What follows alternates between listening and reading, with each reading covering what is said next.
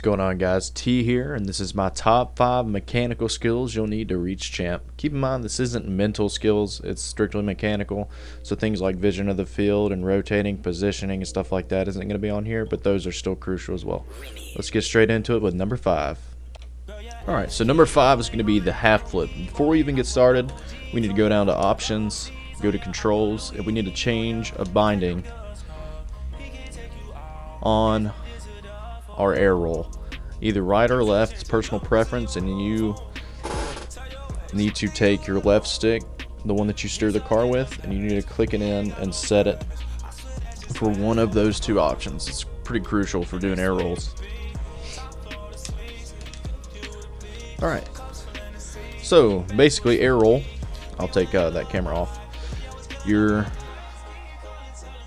typically driving backwards and you're doing a backflip, pressing up immediately, and now with that control, so there's without the flip over, that's just backflip, press up immediately. And what that control in that options I just mentioned is when you click the stick down, while you're in the air you flip. So the way people used to have to do half flips, you have to use the whatever air roll was set to and roll over, and that's really difficult. I have a super hard time doing that. That's with the air roll button, so LB for me.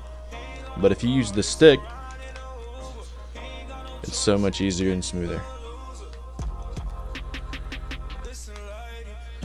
And so where you would use this is this kickoff right here, perfect half flip, getting back to the ball. If you're facing the wrong way and the ball's coming to your net, you need to get there quick. There's a save. Turning around, getting back to your net faster.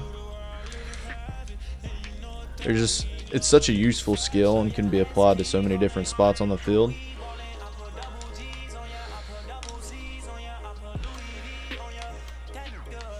So yeah, that's number 5. Let's get straight into number 4.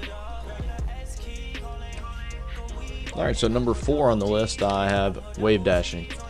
And pretty much what wave dashing is holding down your slide button or your drift button, and as soon as you are about to hit the ground and you still have a flip, you have to still have a flip to do this. As soon as you're about to hit the ground, you roll, and if you have your slide button held down, you're going to slide instead of rolling over. And this is mainly useful for getting off the walls faster. It's like up here. It's a lot faster. And it's just a whole thing about getting comfortable with holding your boost down and driving at the same time. So yeah, I'd go into training mode and practice this one a little bit.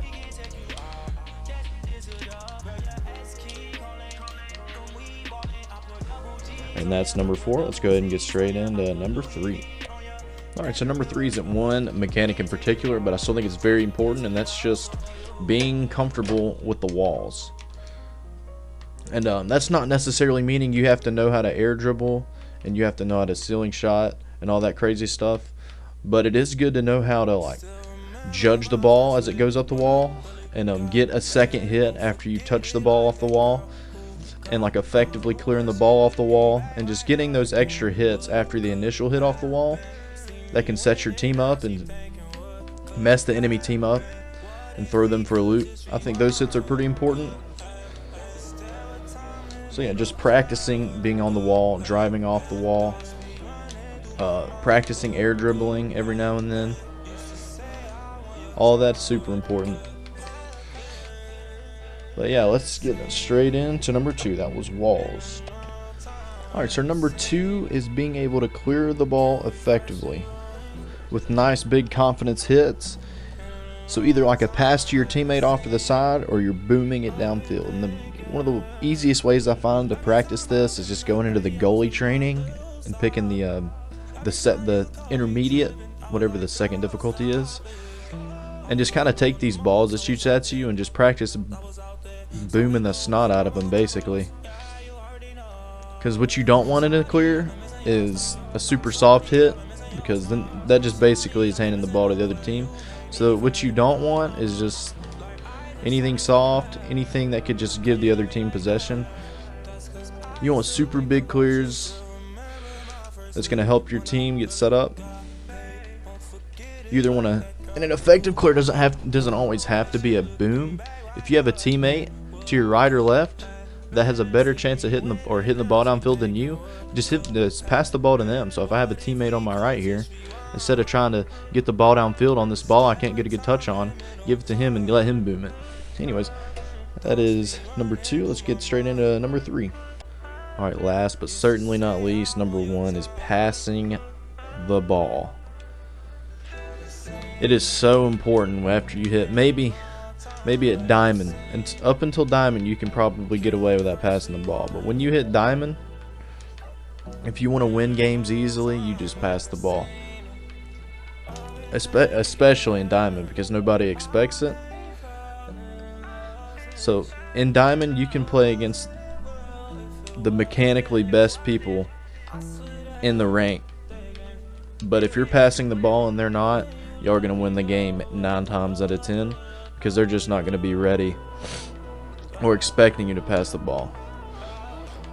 And just that knowledge of knowing where your teammate is and not taking everything by yourself is pretty huge. And if you hit champ without passing the ball, you won't make it far in champ. You have to pass the ball in champ to get anywhere.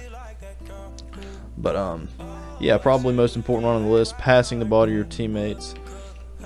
And there's really no way to practice this and the only way to practice this is to go into games and start passing the ball.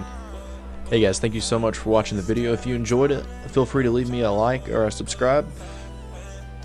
If you guys like this kind of content, let me know, and I'll be glad to make more. But it's just kind of dependent on the feedback I get. Anyways, you guys have a rocking day. Peace out.